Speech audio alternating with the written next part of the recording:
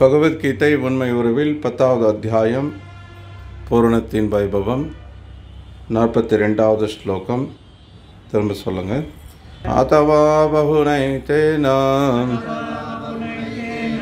கிம் ஞாதேன தவார்ஜுன விஷ்டப்யாஹமிதம் கிருத்ஸ்னம் ஏகாம்சேன ஸ்திதோ ஜகத். ஆனால் இதனை விவரமாக அறிவதன் தேவை என்ன அர்ஜுனா? என்னுடைய சிறு அம்சத்தின் மூலமாக நான் இந்த பிரபஞ்சம் முழுவதிலும் புகுந்து அதனை தாங்குகின்றேன். பொருளுரை: எல்லா பொருள்களிலும் நுழைந்திருக்கும் பரமாத்மாவாக முழுமுதற் கடவுள் ஜட பிரபஞ்சங்கள் முழுவதிலும் அறியப்படுகிறார். பொருள்கள் எவ்வாறு தங்களது நிலையில் சீரும் சிறப்புமாக விளங்குகின்றன என்பதை அறிந்து கொள்வதில் அர்த்தமில்லை என்று இங்கே அர்ஜுனனிடம் பகவான் கூறுகிறார். பரமாத்மாவின் உருவில் கிருஷ்ணர் எல்லா பொருள்களிலும் நுழைந்திருப்பதால் மட்டுமே அவை இருக்கின்றன என்பதை நாம் அறிந்து கொள்ள வேண்டும். பகவான் மிகப்பெரிய உயிர்வாளியான பிரம்மாவிலிருந்து சின்னஞ்சிறு எறும்பு வரை அனைத்திலும் நுழைந்து அவற்றை பாதுகாக்கின்றார். அவரால் மட்டுமே இவை அனைத்தும் நிலைத்துள்ளன. மீதி இருக்கிற பொருளுரை அப்புறம் படிக்கலாம். நம ஓம் விஷ்ணு பாதாய கிருஷ்ண பிரேஷ்டாய புத்தலே ஸ்ரீமதே பக்தி விகாச ஸ்வாமிதி நாமினே. நம ஓம் விஷ்ணு பாதாய கிருஷ்ண பிரேஷ்டாய புத்தலே ஸ்ரீமதே பக்தி வேதாந்த ஸ்வாமிதி நாமினே. நமஸ்தே சாரஸ்வதி தேவே கௌரவாணி பிரச்சாரிணே निर्विशेष शून्यवादी पाश्चात्य देशधारिणे. जय श्री कृष्ण चैतन्य प्रभु नित्यानंद श्री अद्वैत गदाधर श्रीवासादि गौर भक्तवृंद.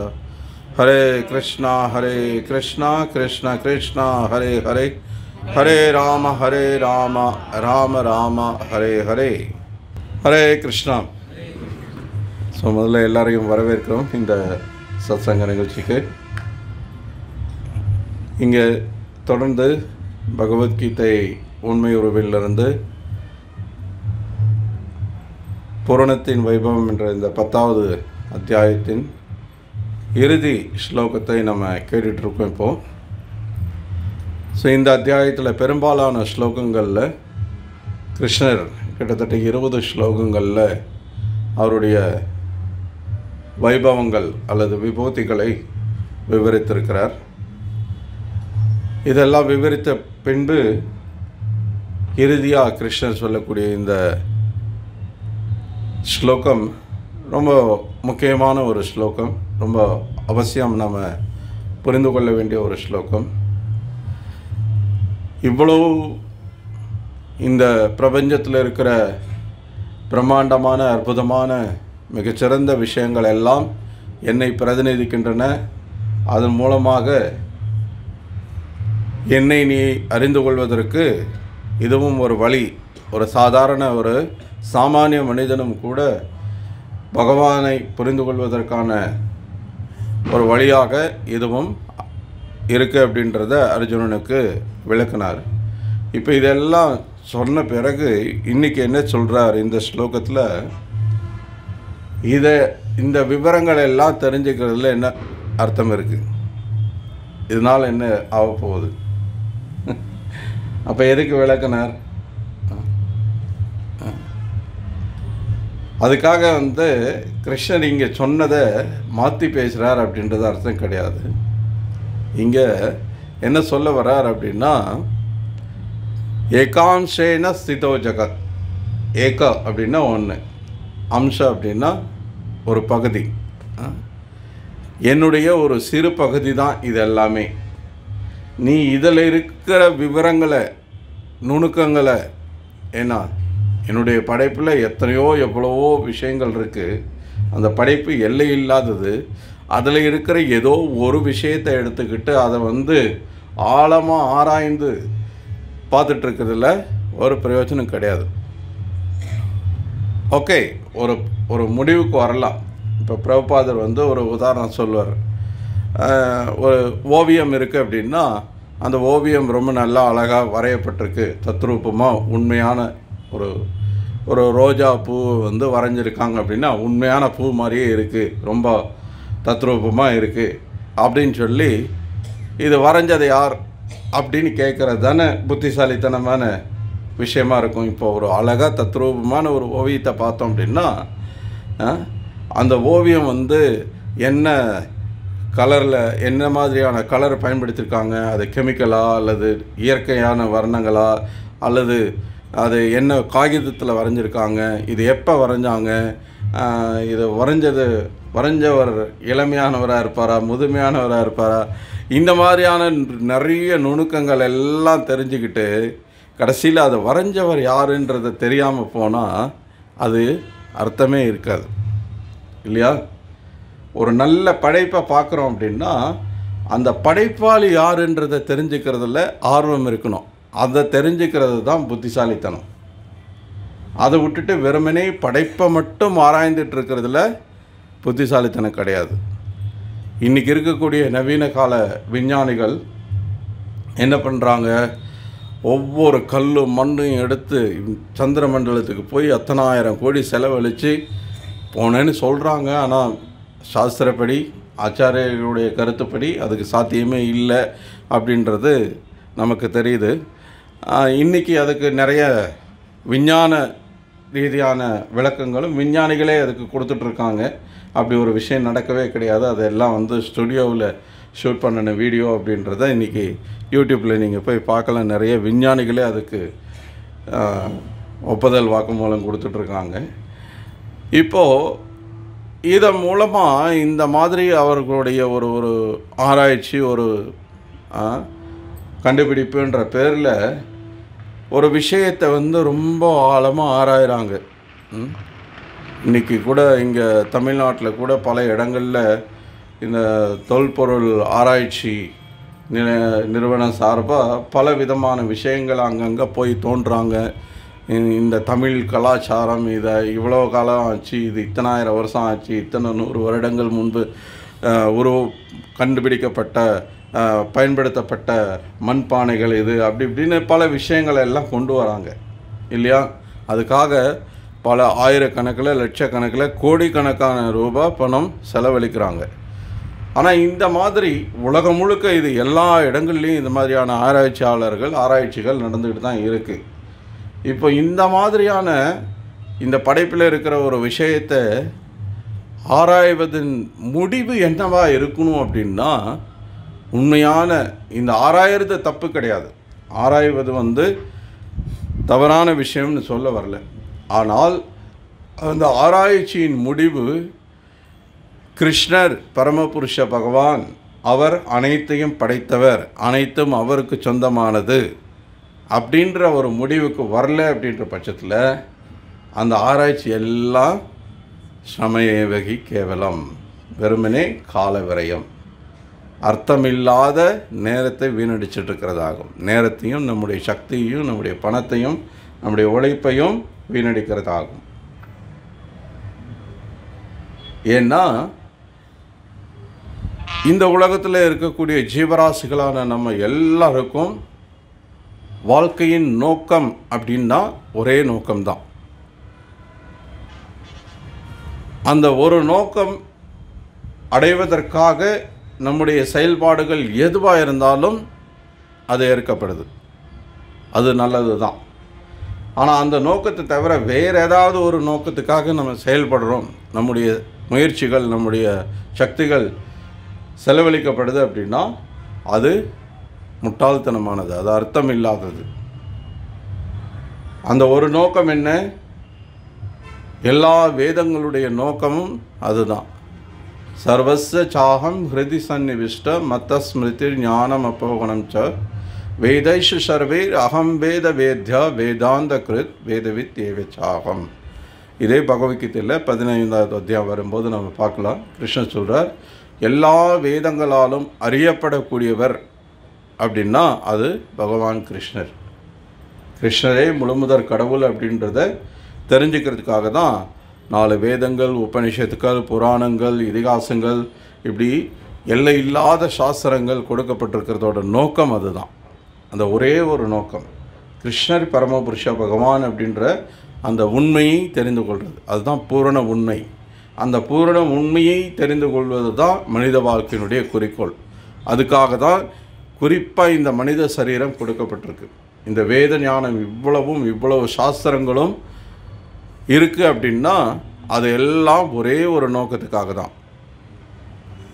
ஏன்னா இந்த மனித சரீரத்தில் இந்த விஷயங்களை கேட்டு படித்து புரிந்து கொண்டு அதன்படி செயல்பட்டு வாழ்க்கையை பக்குவப்படுத்திக்கிறதுக்கான கெப்பாசிட்டி பகவான் கொடுத்துருக்கிறார். ஆடு மாடுகளுக்கோ மரம் செடி கொடிகளுக்கோ அல்லது பறவைகளுக்கு புழு பூச்சிகளுக்கோ 84 லட்சம் வகையான ஜீவராசிகளில் நாகரிகமடைந்த நிலையில் இருக்கிற மனிதனுக்கு மட்டுமே இந்த கெப்பாசிட்டி இருக்குது. மனித ரூபத்திலையும் நாகரிகம் இல்லாத எத்தனையோ மக்கள் இருக்காங்க. அவங்களுக்கெல்லாம் இதை புரிஞ்சிக்க முடியுமான்னா புரிஞ்சுக்கிறதுக்கான கெப்பாசிட்டி இல்லை. அஃப்கோர்ஸ் பக்தி ரொம்ப ரொம்ப சக்தி வாய்ந்த ஒரு வழிமுறைன்றதுனால எந்த பின்னணியில் இருந்தாலும் அவங்க மனித ரூபத்தில் இருக்காங்கன்னா ஈவன் மிருக ரூபத்தில் இருக்கிறவங்களுக்கு கூட இந்த பக்தியின் மூலமாக கருணை கிடைக்கிறதுக்கு வாய்ப்புகள் இருக்குது.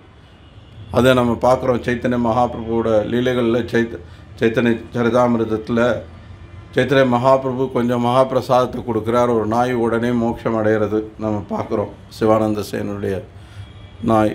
ஸோ அந்த மாதிரி ஒரு மிருகத்துக்கு கூட பகவானுடைய கருணை ரொம்ப எளிதாக கிடைக்கிறதுக்கான ஒரு வழி தான் இந்த பக்தி.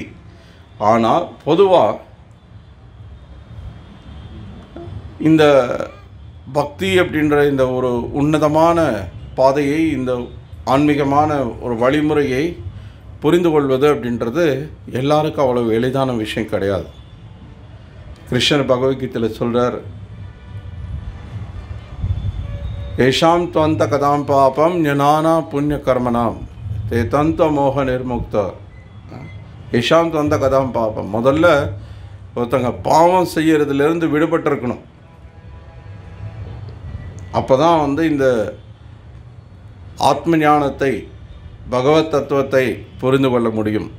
ஆன்மீக விஷயம் அப்படின்றது அவ்வளோ மலிவான விஷயம் கிடையாது. இன்றைக்கி சமூக வலைத்தளங்களில் அரசியல்வாதிகள் இது மாதிரி பல பேர் பார்த்திங்கன்னா ஆன்மீகத்தை சும்மா போன போக்கில் அப்படியே அவங்க பாட்டுக்கு எதோ அவங்க மனசில் வந்ததெல்லாம் பேசிகிட்டு இருக்காங்க. ஆன்மீகம் அப்படி மலிவான ஒரு விஷயம் கிடையாது. எல்லாருக்கும் அதை புரிஞ்சிடாது. சமீபத்தில் எல்லோரும் பார்த்துருப்பீங்க, சனாதன தர்மம்னா என்ன, அந்த வார்த்தையை எவ்வளோ நாசம் பண்ணுமோ அவ்வளோ நாசம் பண்ணி வச்சுருக்காங்க. ஆளாளுக்கு கருத்து சொல்கிறாங்க. அதுக்கு அது அவ்வளோ எளிதான ஒரு விஷயம் கிடையாது.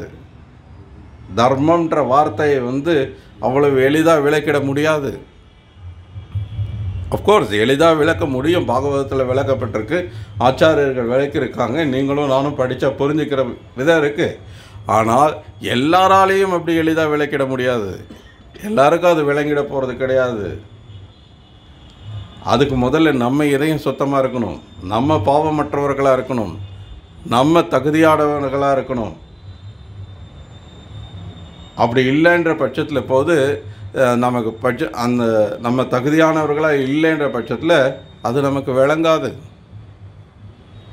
என்னதான் நம்ம தொண்டை கிளிய மணிக்கணக்கில் பேசினாலும் அது வெறும் காலை விரயமாக தான் இருக்கும். ஸோ அதனால் கிருஷ்ணர் இங்கே என்ன சொல்கிறார் அப்படின்னா, இந்த விவரங்களை, இந்த பிரபஞ்சம், இந்த படைப்பில் இருக்கிற இந்த அற்புதமான விஷயங்கள், பிரம்மாண்டமான விஷயங்களை எல்லாம் பார்த்து ஆச்சரியப்பட்டு வியந்து, ஏன்னா இதிலேயே நீ நேரத்தை வீணடிச்சிட்டு இருக்க வேண்டாம். இதில் அர்த்தமே கிடையாது.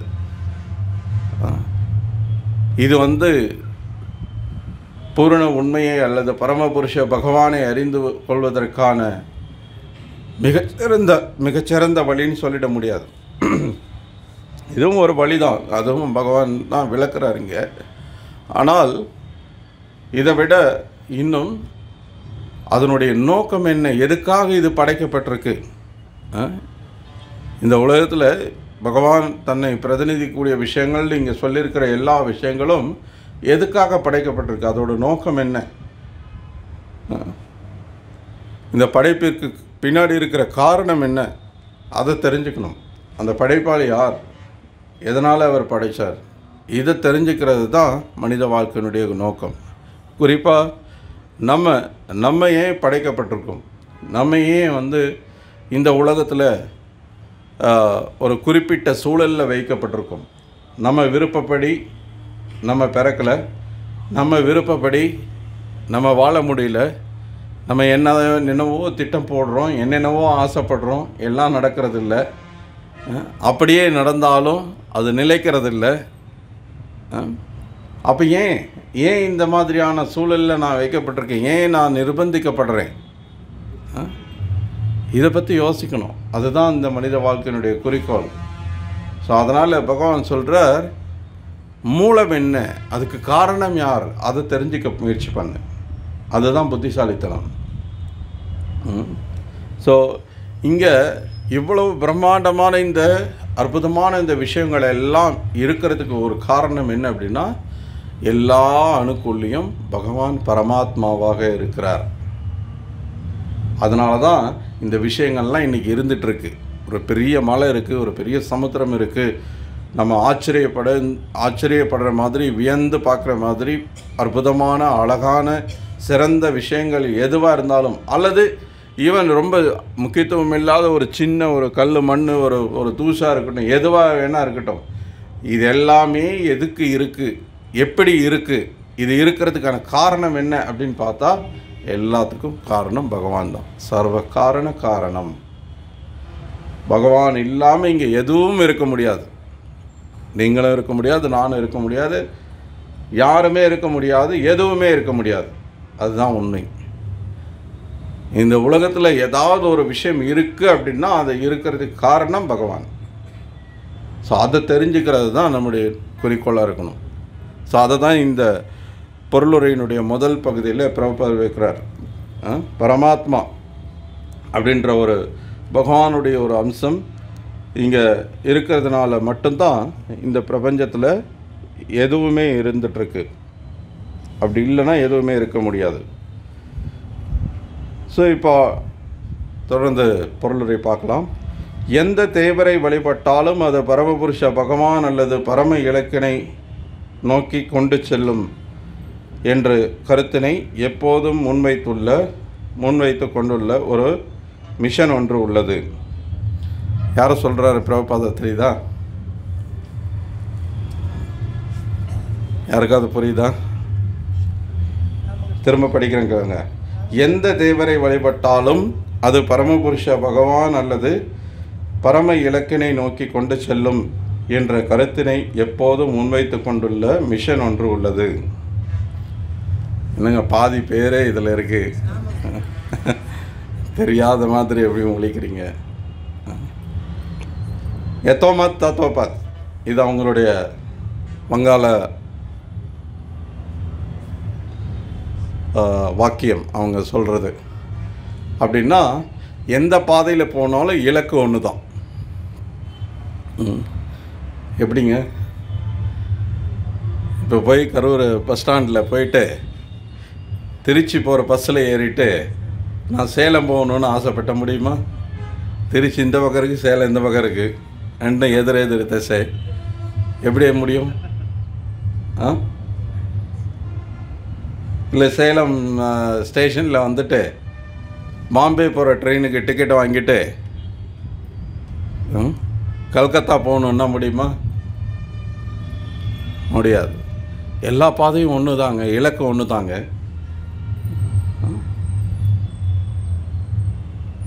எப்படி, என்ன லாஜிக்? அதாவது முழுமுதற் கடவுள் யாருன்னு அவங்களுக்கு தெரியல, யாரை வழிபடணுன்றதில் தெளிவான கருத்து இல்லை. அப்போது எல்லா கடவுளையும் வழிபடுறாங்க மக்கள், அவங்க மனசையும் நோக்கடிக்கக்கூடாது, அவங்களுடைய விருப்பத்தையும் நம்ம தொந்தரவு பண்ணக்கூடாது. அப்போ என்ன பண்ணணும்? புதுசாக ஒரு கொள்கையை உருவாக்கு. ஏத்தோமத் தத்துவப்பத். இப்போ பாருங்கள், யாருக்கும் பிரச்சனை இல்லை. முருகனை வழிபடுறியா வழிபட்டுக்கோ, நீ என்ன மாரியம்மனை வழிபடுறியா வழிபட்டுக்கோ, காளியை வழிபடுறியா வழிபட்டுக்கோ, நீ யாரை வழிபடுறியோ வழிபட்டுக்கோ, இலக்கு ஒன்று தாங்க, எல்லாரும் மோட்சத்தை அடைஞ்சிடலாம். ஆனால் பகவத்கீதை என்ன சொல்கிறது? யாந்தி தேவா விரதா தேவான் பித்ருன்யாந்தி பித்ருவிரதா பூத்தானி யாந்தி பூத்தேஜா யாந்தி மத்தியாஜினோபி மாம். நீ தேவர்களை வழிபட்டால் தேவர்கள் லோகத்துக்கு போவ, பித்திருக்களை வழிபட்டால் பித்திருக்கள் லோகத்துக்கு போவ, பூதங்களை வழிபட்டால் பூதங்கள் இருக்கிற இடத்துக்கு போவ, என்ன வழிபட்டால் நீ என்னுடைய லோகத்துக்கு வருவாங்கிறார். மிக தெளிவாக சொல்லப்பட்டிருக்கு. எல்லா வேத ஞானத்தின் சாரம் பகவத்கீதை. பகவத்கீதையில் மிக தெளிவாக சொல்லப்பட்டிருக்கு. தத்தாம பரமமம, நீ என்னுடைய லோகத்துக்கு வந்துட்ட அப்படின்னா திரும்பி இந்த உலகத்தில் பிறக்க வேண்டியதில்லை. புனர்ஜன்ம ந வித்யதே. ஆனால் நீ வேறு எங்கே போனாலும் பிரம்ம புவனலோகா புனராவர்த்தினோ அர்ஜுனா. பிரம்மலோகம் இருக்கிறதுலேயே உயர்ந்தது. இந்திரலோகம், சந்திரலோகம் எல்லாத்துக்கும் மேலே பிரம்மலோகம் தான் மிக உயர்ந்த லோகம் இந்த பிரபஞ்சத்திலே. பிரம்ம புவனாலோகா புனராவர்த்தினோ அர்ஜுனா. புனர் அப்படின்னா மறுபடியும் நீங்கள் வந்து தான் ஆகணும். பிரம்மலோகத்துக்கே போனாலும் மறுபடியும் இங்கே வந்து பிறந்து தான் ஆகணும். இவ்வளவு தெளிவாக இருக்குது பகவத்கீதையில். அப்புறம் எப்படி நீங்கள் இந்த கொள்கையை வச்சுட்டு நீங்கள் பிரச்சாரம் பண்ணலாம்? இந்த கொள்கையை பேசினவர் காளி தேவியை வழிபட்டார்ன்றது உலகம் அறிஞ்ச விஷயம். இன்றைக்கும் பிரபலமான கோயில் கல்கத்தாவில் போனீங்கன்னா அவங்களுடைய கோயில் அப்படின்னா அது காளி தேவி கோயில் தான். பகவத்கீதையில் கிருஷ்ணர் தேவர்களை வழிபடுறவங்களை பற்றி என்ன சொல்கிறார்? காமை ஸ்தைர்ஜ ஹிருதக்யானா பிரபத்தந்தேன்ய தேவதா. தேவதாக்களை வழிபடுறவங்க அறிவை இழந்தவர்கள். ஏன்னா அவங்க பௌதிக ஆசைகள் நிரம்பியவர்களாக இருக்காங்க. எனக்கு அது வேணும் இது வேணும்னு பௌதிக ஆசைகள் இருக்கிறதுனால இந்த தேவதாக்களை வழிபடுறது மூலமாக அவங்க நமக்கு இதை கொடுத்துருவாங்க அதை கொடுத்துருவாங்க அப்படின்ற ஆசையில் அவங்க அறிவை இழந்து முழுமுதற் கடவுள் யாருன்றதை தெரியாமல் தேவதாக்கள் தான் முழுமுதற் கடவுள் நினச்சி அவங்கள வழிபடுறாங்க அப்படிங்கிறார். இது சொல்கிறது யார்? முழுமுதற் கடவுள். அவர் என்ன சொல்கிறார்? தேவர்களை வழிபடுறவங்க அறிவை இழந்தவர்கள் அப்படின்னு. ஆனால் இவர் என்ன சொல்கிறாரு? அறிவை இழந்த ஒருத்தர் காளியை வழிபட்டுட்டு காளியை வழிபட்டதுனால நான் தான் ராமன், நான் தான் கிருஷ்ணன், ராமனும் நான் தான் கிருஷ்ணனும் நான் தான், ஏன்னா நான் காளியை வழிபட்டேன். அது எப்படிங்க? கிருஷ்ணர் சொல்கிறார் தேவர்களை வழிபடுறவன் அறிவு இல்லாதவன்னு. நீ காளியை வழிபட்டு நான் ராமன் ஆகிட்டேன், நான் கிருஷ்ணன் ஆகிட்டேன், ராமனும் கிருஷ்ணனும் எல்லாம் ஒன்று தான், நான் தான் அந்த ராமகிருஷ்ணன் அப்படின்னா எப்படி? அது என்ன லாஜிக் இது? ஸோ அதனால தான் முதல்ல நம்ம சொன்னது, ஆன்மீகத்தை யார் வேணால் பேசிட முடியாது. ஆன்மீகத்தை பேசுகிறதுக்குன்னு தகுதியானவர்கள் இருக்காங்க, அதுக்கு அங்கீகரிக்கப்பட்டவர்கள் இருக்காங்க. இப்போ நாளைக்கு உடனே நான் ஒரு பல்கலைக்கழகம் தொடங்கி நான் உங்களுக்கு எல்லா பாடமும் கற்றுக் கொடுக்குறேன், உங்களுக்கு எல்லா சர்டிஃபிகேட்டும் கொடுக்குறேன், நீங்கள் கேட்குறதெல்லாம் ஒரே வாரத்தில் உங்களுக்கு எல்லா பட்டமும் கொடுக்குறேன் வாங்க அப்படின்னு கூப்பிட்டா யாராவது வருவாங்களா? ஆனால் அப்படி வர்றதுக்கு மக்கள் தயாராக இருக்காங்க. அதுதான் இன்றைக்கி நடந்துகிட்ருக்கு.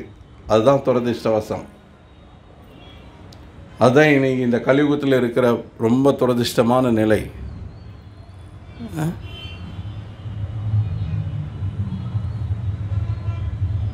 நான் ஒரு ஒயிட் கோட் போட்டு கழுத்தில் ஒரு ஸ்டெத்தஸ்கோப் மாட்டிக்கிட்டு வாங்க ஆப்ரேஷன் பண்ணுறேன்னா வர்றதுக்கு தயாராக இருக்காங்க மக்கள். அந்த அளவுக்கு மோசமான கலியுகமாக இருக்குது இன்றைக்கி. அதுதான் நடந்துகிட்ருக்கு. பார்த்தது இல்லையா நீங்கள் செய்தித்தாளில்? போலி மருத்துவர்கள் இத்தனை பேர் கண்டுபிடிக்கப்பட்டார்கள் அப்படின்னு கைது பண்ணி தண்டனை கொடுக்குறதெல்லாம் நீங்கள் பார்த்தது இல்லையா? இதுதான் உண்மை.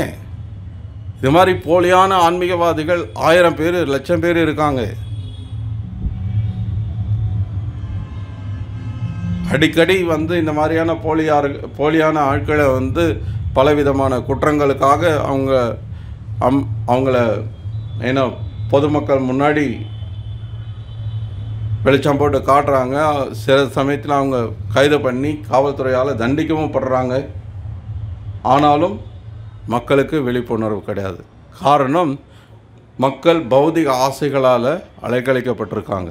காமைஸ்தைர்ஜ ஹிருதக்யானா.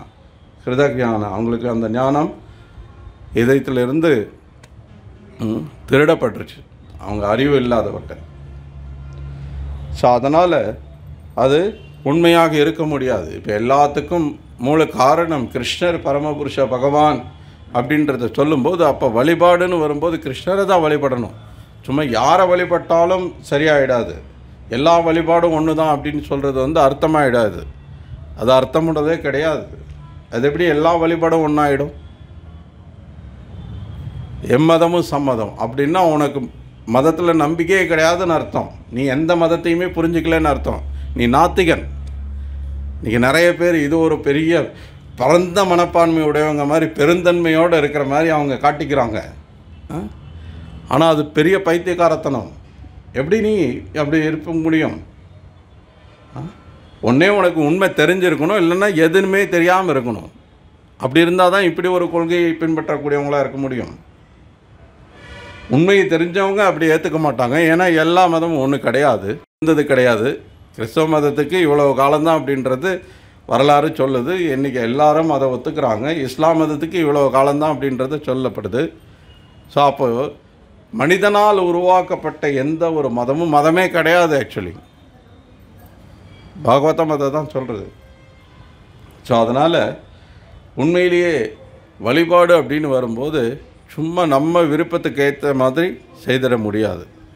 உண்மையிலே பகவான் யாருன்றதை தெரிஞ்சுக்கிட்டு அவங்கள வழிபாடு செய்யணும். அவரை வழிபட்டால் என்ன இலக்கோ அந்த இலக்கு யாரை வழிபட்டாலும் அடைஞ்சிட முடியாது. ஆனால் தேவர்களை வழிபடுவது இங்கே முற்றிலுமாக நிராகரிக்கப்பட்டுள்ளது.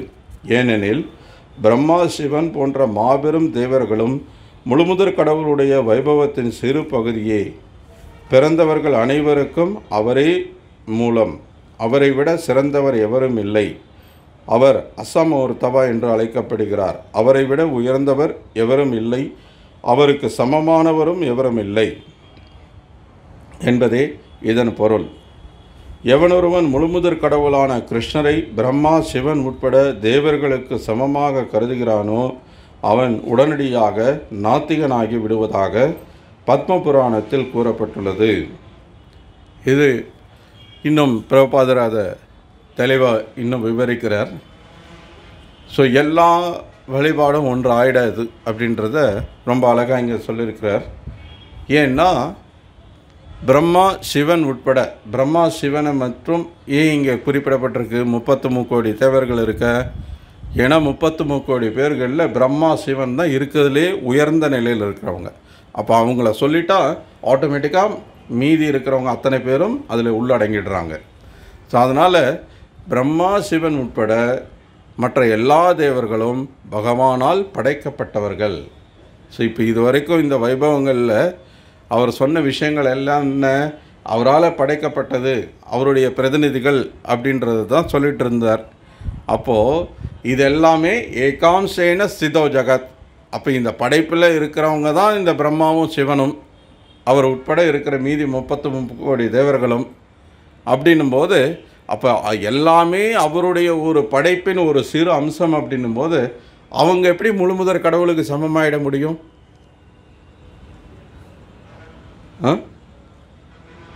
இவ்வளோ பெரிய படைப்பு அவருடைய ஒரு சிறு அம்சம் அப்படிங்கிறார். அப்போ அவர் எவ்வளோ உயர்ந்த நிலையில் இருக்கிறார். அவருடைய படைப்பில் இருக்கிற ஒரு சிறு அம்சமான நம்ம போய் அவருக்கு சமம்னு சொன்னோன்னா எப்படி அது ஏற்றுக்க முடியும்? எப்படி அது நியாயமானதாக இருக்க முடியும்? ஸோ அதனால் ஓகே, பிரம்மா, சிவன் நம்மளோட கம்பேர் பண்ணி பார்க்கும்போது அவங்களோட நிலை உண்மையிலேயே ரொம்ப உயர்ந்தது. அதை நம்ம மறுக்க முடியாது. அதை நம்ம எந்த விதத்துலேயும் குறைச்சி சொல்லிட முடியாது. டெஃபினட்டாக நம்மளை விட மிக உயர்ந்த ஸ்தானத்தில் இருக்காங்க. ரொம்ப அறிவு படைத்தவர்கள், ரொம்ப உயர்ந்த புண்ணியம் பண்ணியவர்கள். அவங்க தகுதி இருக்கிறதுனால தான் அவங்களுக்கு அப்படிப்பட்ட ஒரு நிலையை பகவான் கொடுத்துருக்கிறார். அது நம்ம மறுக்கலை. ஏன்னா தேவதேவதாக்களுக்கு அவங்களுக்குரிய மரியாதையை கொடுக்கணும் அப்படின்றதில் எந்த இடத்துலையும் நமக்கு சாஸ்திரங்களில் ஏன்னா தவறாக வழிகாட்டப்பட்டதே கிடையாது. பகவத்கீதையிலையும் சரி, ஏன்னா எந்த சாஸ்திரத்துலேயும் அவங்கவுங்களுக்கு தேவையான தகுதிக்கேற்ப அவங்களுக்கான மரியாதையை நம்ம கொடுக்கணும். அவங்கள நம்ம மதிக்கணும்.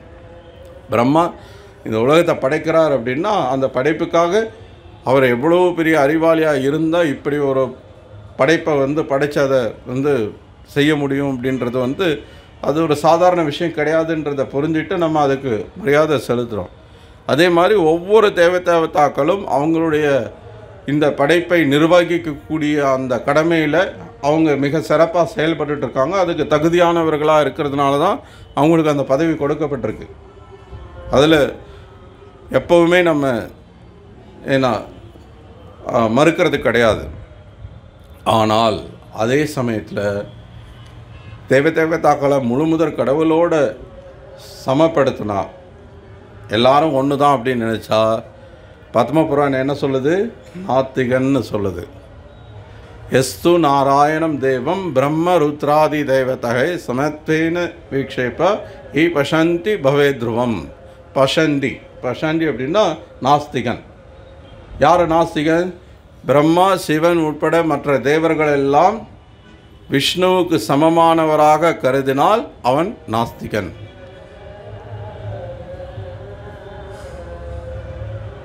நம்ம தினமும் ஹரே கிருஷ்ணா மந்திரம் ஜபம் பண்ணுறோம். இந்த ஜபம் பண்ணும்போது நம்ம தவிர்க்க வேண்டிய அபராதங்கள் அப்படின்னு சொல்லி 10 அபராதங்கள் நமக்கு தெரிஞ்சிருக்கணும்.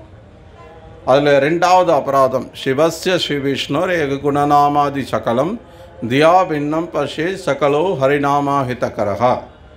அர்த்தம் என்ன அப்படின்னா, பிரம்மா சிவன் போன்ற தேவர்களை பகவான் விஷ்ணுவின் நாமத்திற்கு சமமான தேவர்களின் நாமங்களை விஷ்ணுவின் நாமத்திற்கு சமமானதாகவோ தன்னிச்சையானதாகவோ கருதுவது குற்றம், அது அபராதம். ஓம் நம சிவாயா ஓம் நம சிவாயான்னு சொன்னாலோ ஹரே கிருஷ்ணான்னு சொன்னாலோ எல்லாம் ஒன்று தான் அப்படின்னு சொன்னால் அது அபராதம்.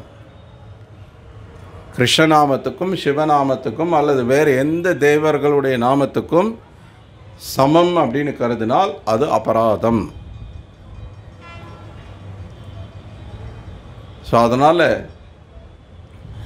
நமக்கு சாஸ்திரபூர்வமாக உண்மையை தெரிஞ்சிக்க அதிகாரப்பூர்வமான ஆச்சாரியர்கள் மூலமாக உண்மையை தெரிஞ்சிக்க முயற்சிக்கணும். அதுதான் புத்திசாலித்தனம். ஸோ அதை தான் இங்கே விளக்கப்பட்டுருக்கு.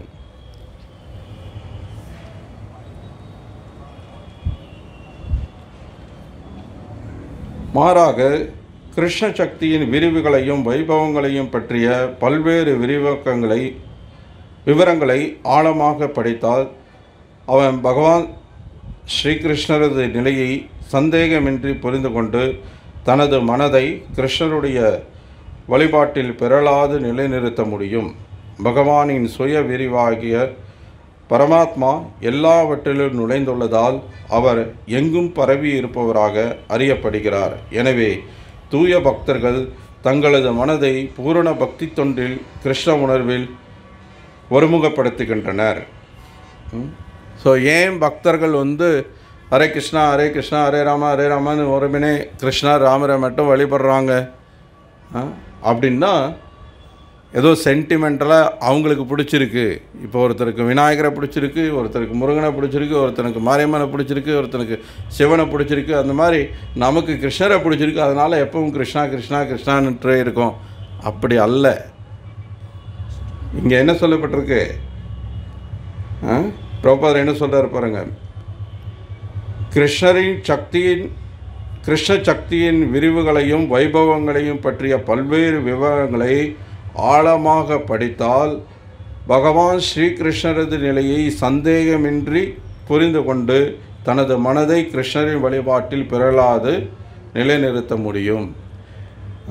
தத்துவபூர்வமான புரிதலின் மூலமாக கிருஷ்ண பக்தர்கள் கிருஷ்ணரை முழுமுதற் கடவுளாக இருக்கிறார்கள். கிருஷ்ணர் முழுமுதற் கடவுள் என்றதுனால தான் பக்தர்கள் கிருஷ்ணரை வழிபடுறாங்க, கிருஷ்ண நாமத்தை சொல்கிறாங்க. எனக்கு பிடிச்சிருக்குன்றதுனால ஒருத்தர் முழுமுதற் கடவுளாக ஆகிட முடியாது. எனக்கு முருகனை தாங்க பிடிக்கும், அவர் தாங்க முழுமுதற். ஏன்னா எனக்கு பிடிச்சிருக்கு இல்லையா, அதப்போ அவர் தான் கடவுளாக இருக்க முடியும். இப்போ கடவுள் யாருன்றது இல்லை, எனக்கு யாரை பிடிச்சிருக்கு அதுதான் முக்கியம் இங்கே. ஆனால் எது முக்கியமாக இருக்கணும்? யார் நம்மளை விட முக்கியமானவர், யார் நம்மளை விட உயர்ந்தவர்? பகவான். அப்போ உண்மையிலேயே பகவான் யாருன்னு தெரிஞ்சுக்கிறது தானே புத்திசாலித்தனம். அப்போ அந்த பகவானை வழிபடுறது தானே உண்மையான வழிபாடாகும். பிரம்மா சிவன் உட்பட எல்லா தேவர்களும் அந்த பகவானை தான் வழிபடுறாங்க. பிரம்ம சம்ஹிதாவில் முதல் ஸ்லோகத்திலிருந்து ஒரு புத்தகம் முழுக்கவே நீங்கள் பார்க்கலாம். அவ்வளவு அற்புதமான ஸ்லோகங்கள். பிரம்மா அவ்வளவு அழகாக வைகுண்ட லோகத்தை, கோலோக விருந்தாவனத்தை வர்ணித்து கிருஷ்ணருடைய உன்னதமான அந்த ரூபத்தையும் அவருடைய உன்னதமான செயல்களையும் வர்ணித்து அவ்வளோ அழகாக பாடியிருக்கிறார். இப்போ 2 பேரும் சமம்னா ஏன் பிரம்மா அதை செய்யணும்? அல்லது பிரம்மா அவரை விட உயர்ந்தவராக இருந்தால் அவர் ஏன் அதை செய்யணும்? இதே பாகவதத்தில் நீங்கள் பாருங்கள், பல இடங்களில் சிவபெருமான் பகவான் முன்னாடி பிரார்த்தனை பண்ணுறார்.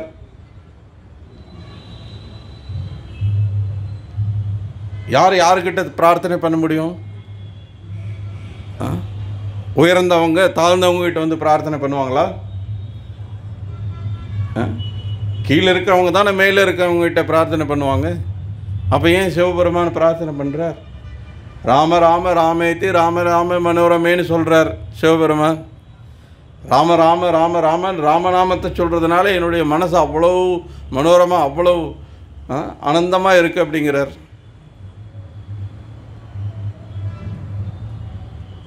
ஆராதனானாம் சர்வேஷாம் விஷ்ணுர் ஆராதனம் பராம் அப்படிங்கிறார் சிவபெருமான். இருக்கிறதுலே மிக சிறந்த வழிபாடு அது விஷ்ணு வழிபாடு அப்படிங்கிறார்.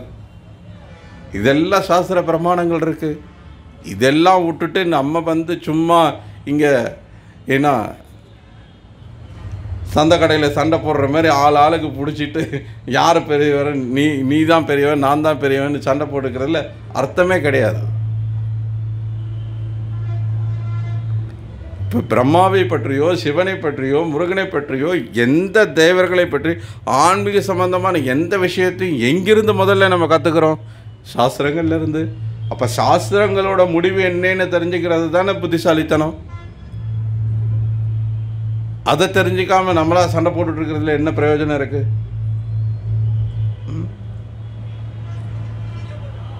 எல்லா சாஸ்திரங்களும் நம்ம படிக்க முடியாதுன்றதுனால எல்லா வேதங்களுடைய சாரமாக பகவத்கீதையை பகவானே அவருடைய திருவாயால் நமக்கு கொடுத்துருக்கிறார்.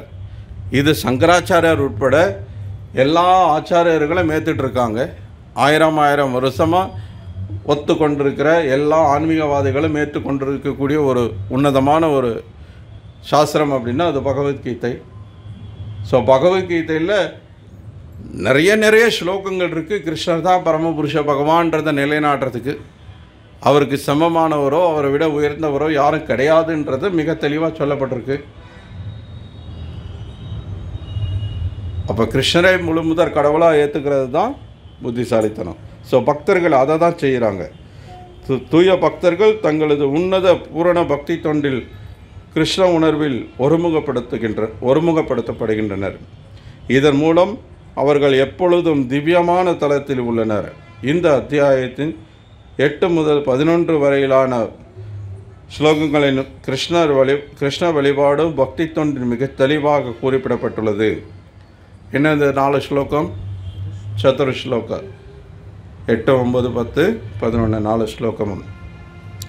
இதுவே தூய பக்தி தொண்டின் பாதையாகும். பரமபுருஷ பகவானுடனான உறவில் எவ்வாறு ஒருவன் உயர்ந்த பக்குவத்தை அடையலாம் என்பதற்கு இந்த அத்தியாயத்தில் தெளிவாக விளக்கப்பட்டுள்ளது. கிருஷ்ணரிலிருந்து வரும் சீட பரம்பரையின் சிறந்த ஆச்சாரியர்களில் ஒருவரான ஸ்ரீல பலதேவ் வித்யபூஷணர் இந்த அத்தியாயத்திற்கான தனது கருத்துரை பின்வருமாறு நிறைவு செய்கிறார். யக்தி வேஷாத் சுசு சூர்யாத்யா பவந்த்யத் யுக்ரதேஷ தேஷ யதம்சேன த்ருதம் விஸ்வம் சகிருஷ்ணோ தாசமேர்ச்சதே. சக்தி வாய்ந்த சூரியன் தனது சக்தியை பகவான் கிருஷ்ணரது சக்தியிடமிருந்து பெறுகின்றது. மேலும் அவர் தனது அம்சத்தின் மூலமாகவே முழு உலகையும் பராமரித்து வருகிறார். எனவே அந்த பகவான் ஸ்ரீகிருஷ்ணர் வழிபாட்டிற்குரியவர், கிருஷ்ணரை வழிபாட்டிற்குரியவர். ஸோ இருக்கிறதுலேயே இந்த லோகத்தில் சூரியன் ரொம்ப சக்தி வாய்ந்த ஒரு படைப்பு. சூரிய தேவன் ரொம்ப முக்கியமான ஒரு நபர். சூரியன் இல்லாமல் இந்த பிரபஞ்சத்தில் எதுவுமே இயங்க முடியாது. நம்மளால் ஒரு நாள் கூட வாழ முடியாது. சூரிய ஒளி அவ்வளவு முக்கியமானது. வெப்பம் வாழ்க்கைக்கு ரொம்ப ரொம்ப அவசியமானது, அத்தியாவசியமான விஷயம். ஸோ அதனால் இருக்கிற லோகங்கள்லேயே சூரிய லோகம் ராஜா கிரக அப்படின்னு பிரம்ம சமித்தில் சொல்கிறார். இருக்கிறதுலேயே ரொம்ப கிரகங்களின் ராஜா அப்படின்னா அது சூரிய கிரகம்னு சொல்லப்படுது. ஏன்னா அது அவ்வளோ முக்கியத்துவம் வாய்ந்தது. ஸோ அந்த சூரியனுக்கான சக்தி எங்கேருந்து கிடைக்கிது? கிருஷ்ணர்கிட்ட இருந்து கிடைக்கிறது. அப்போ வழிபாட்டிற்குரியவர் யார்? கிருஷ்ணர். ஸோ இதுதான் பலதேவ் வித்யாபூஷணருடைய கன்க்ளூஷன். ஸோ ஸ்ரீமத் பகவத்கீதையின் பூரணத்தின் வைபவம் என்னும் 10ஆம் அத்தியாயத்திற்கான பக்தி வேதாந்த பொருளுரைகள் இத்துடன் நிறைவடைகின்றன. ஸோ முடிவாக இங்கே முழுமுதற் கடவுள் யார்? முழுமுதற் கடவுள், அந்த கேள்விக்கான பதில் இந்த பொருளுரையில் ஸ்ரீல பிரபுபாதர் ரொம்ப அழகாக நமக்கு கொடுத்துருக்கிறார். ஏன்னா கீதையினுடைய ஒவ்வொரு அத்தியாயத்திலையும் பல விஷயங்கள் பேசப்பட்டாலும் எல்லா அத்தியாயத்திலையுமே முக்கிய கரு என்ன அப்படின்னா, முக்கிய கருத்து என்ன அங்கே நமக்கு போதிக்கப்படுது அப்படின்னா, கிருஷ்ணர் பரமபுருஷ பகவான், மற்ற எல்லாரும் அவருடைய சேவகர்கள். மற்ற எல்லாரும் அப்படின்னா மற்ற எல்லாரும் சிவபெருமான் உட்பட பிரம்மா உட்பட எல்லாருமே அவருடைய சேவகர்கள். ஏகலை ஈஸ்வர கிருஷ்ணா ஆர சப பிரித்யா. ஒரே ஒரு ஈஸ்வரர். ஈஸ்வரர்னா கட்டுப்படுத்துபவர். இங்கே தென்னிந்தியாவில் ஈஸ்வரா அப்படின்னா உடனே சிவன் நினச்சிக்குவாங்க. சிவனுக்கு அந்த பேர் இருக்குது, ஏன்னா அவரும் கட்டுப்படுத்துகிறவர் தான். உங்களையும் என்னையும் கூட சொல்லலாம் சிவன், ஈஸ்வரன். ஏன்னா நமக்கும் கட்டுப்படுத்துறதுக்குன்னு சில விஷயங்கள் இருக்குது. ஒரு குடும்ப தலைவனாக ஒரு குடும்பத்தை கட்டுப்படுத்துகிறீங்க, அதுக்கு ஈஸ்வரன் சொல்லலாம். ஆனால் பொதுவாக அதுக்கான அர்த்தம் என்ன அப்படின்னா கட்டுப்படுத்தக்கூடியவர்னு அர்த்தம். ஸோ யார் ஒருத்தர் யாராலையும் கட்டுப்படுத்தாத அதே சமயத்தில் எல்லாவற்றையும் கட்டுப்படுத்துகிறவரோ அவர் தான் உச்ச கட்டுப்பாட்டாளர். அது கிருஷ்ணர். இப்போ நீங்களும் நானும் கட்டுப்படுத்துகிறவர் சொல்லலாம், நம்மளும் கூட ஈஸ்வரன் சொல்லலாம். ஆனால் நமக்கு மேலே யாருமே கட்டுப்படுத்துகிறவங்க இல்லையான்னா கண்டிப்பாக இருக்காங்க. நம்ம உச்ச கட்டுப்பாட்டாளர் கிடையாது. இப்போ நீங்கள் குடும்பத்தில் கட்டுப்பாட்டாளராக இருக்கலாம், ஆனால் நீங்கள் வேலை செய்கிற இடத்துல போனால் முதலாளி சொல்லுங்கள் கை கட்டி நிற்க வேண்டியிருக்கு இல்லையா? அங்கே முதலாளி அவர் உச்ச கட்டுப்பாட்டாளரெல்லாம் இல்லை, அவருக்கு வேலை கொடுக்குறவர் ஒருத்தர் இருப்பார். அவர் ஒரு மந்திரி முன்னாடி போய் நின்னா ஐயா சொல்லுங்கள் கை கட்டி நிற்கணும். மந்திரி முதலமைச்சர் முன்னாடி கை கட்டி நிற்கணும். கை கட்டி என்ன இப்போலாம் காலிலே விழுறாங்க. என்ன பகவான் முன்னாடி வந்தால் அப்படி தண்டவாத நமஸ்காரம் பண்ண மாட்டேங்கிறாங்க. என்ன அரசியல்வாதிக்கு முன்னாடி அப்படி உள்ளறாங்க, ஆயிரக்கணக்கு மக்கள் முன்னாடி. ஸோ முதலமைச்சர் பிரதமர் முன்னாடி கை கட்டி நிற்கிறார். ஸோ இப்படி நீங்கள் பிரம்மா வரைக்கும் போகலாம். கடைசியில் பிரம்மாவும் பார்த்திங்கன்னா பகவான் முன்னாடி கை கட்டி தான் நிற்கிறார். பிரம்மா ஒரு தடவை பகவானை பார்க்குறதுக்காக வர்றார். அவருடைய லோகத்திலேருந்து கிளம்பி பகவானுடைய அரண்மனை முன்னாடி வாயில் காப்பாளர் இருக்கிறார். அவர் நிறுத்தி யார் என்னன்னு விசாரித்து தான் அனுப்புவார். ஸோ பிரம்மா வந்தவுடனே இந்த மாதிரி நான் பகவானை பார்க்கணுன்னு சொல்கிறார். இவர் நீங்கள் யார் என்னென்னு விவரத்தை சொல்லுங்கள், நான் போய் சொல்லி அனுமதி கேட்டுட்டு வரேன் அப்படின்றாரு. பிரம்மா வந்திருக்கிறேன்னு போய் சொல்லுங்கள் அப்படிங்கிறாரு. ஸோ இவர் போனால் அங்கே பகவான் பிரம்மாவா, எந்த பிரம்மான்னு கேட்டுவா அப்படிங்கிறாரு. இவர் கேட்குறார், எந்த பிரம்மான்னு கேட்க சொன்னாங்க. எந்த பிரம்மாவா? இங்கே எத்தனை பிரம்மா இருக்காங்க, நான் ஒருத்தன் தான் பிரம்மா, 4 தலை இருக்குது, நான் தான் பிரம்மான்னு போய் சொல்லுங்கள் அப்படிங்கிறார். ஸோ திருப்பி போய் சொல்கிறார், இந்த மாதிரி 4 தலை இருக்கிற பிரம்மா. சரி வர சொல்லு அப்படின்னு உள்ளே போய் பார்க்குறாரு. அங்கே பகவான் முன்னாடி வரிசையில் நிறைய பேர் நிற்கிறாங்க. ஒவ்வொருத்தருக்கும் 40 தலை, 400 தலை, 1000 தலை, 10,000 தலை இருக்கிற பிரம்மாலாம் இருக்கிறாங்க. எல்லாரும் வரிசையில் காத்துட்ருக்காங்க.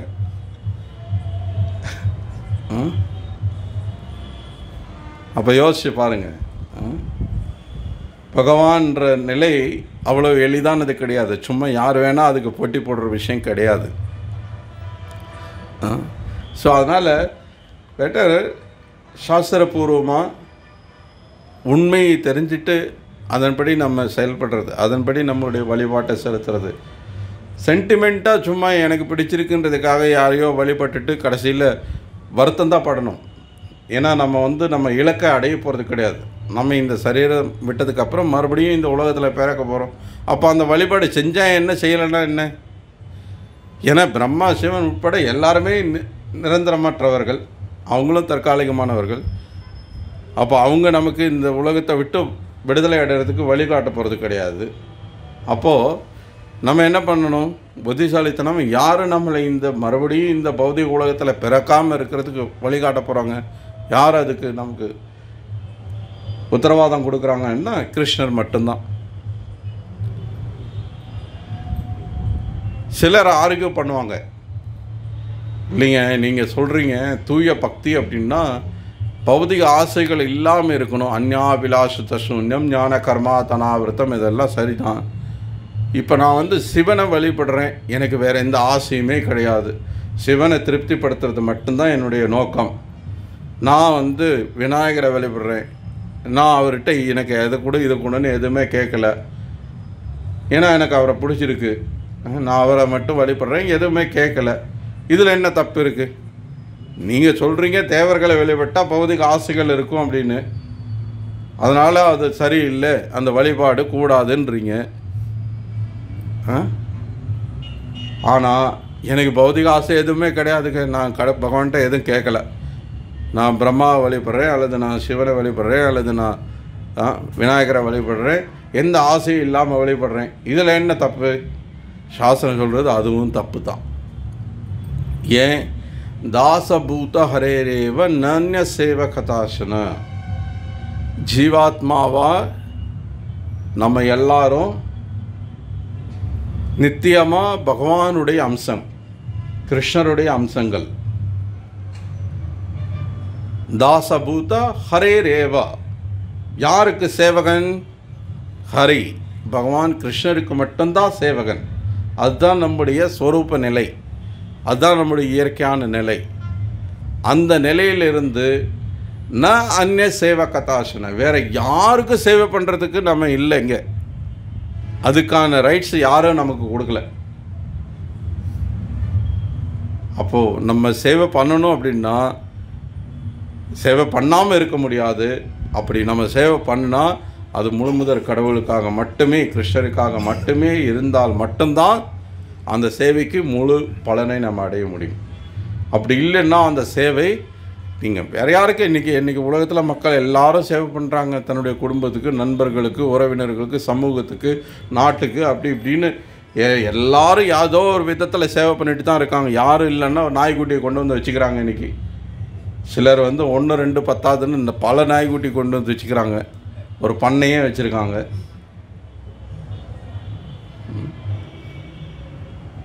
ஸோ யாரோ ஒருத்தருக்கு சேவை பண்ணிட்டு தான் இருக்காங்க.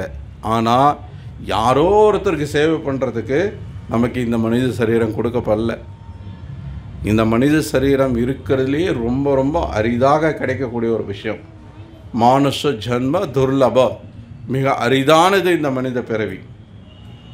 அரிது அரிது மனிதராய் பிறத்தல் அரிது. நீ தமிழில் வேணும்னாலும் அதுதான் இருக்குது.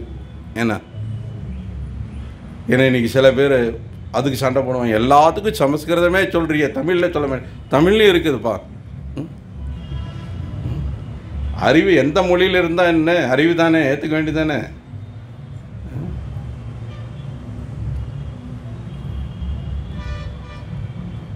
ஸோ அப்படிப்பட்ட அரிதான இந்த மனித வாழ்க்கையை உயர்ந்த நோக்கத்துக்காக பயன்படுத்துறது தான் புத்திசாலித்தனம். ஸோ அதுதான் இங்கே இந்த அத்தியாயத்திலிருந்து நம்ம கற்றுக்கிற பாடம். ஹரே கிருஷ்ணா. பகவத்கீதை உண்மை உறவில் கி ஜாய். ஸ்ரீல பிரபுபாத கி ஜாய்.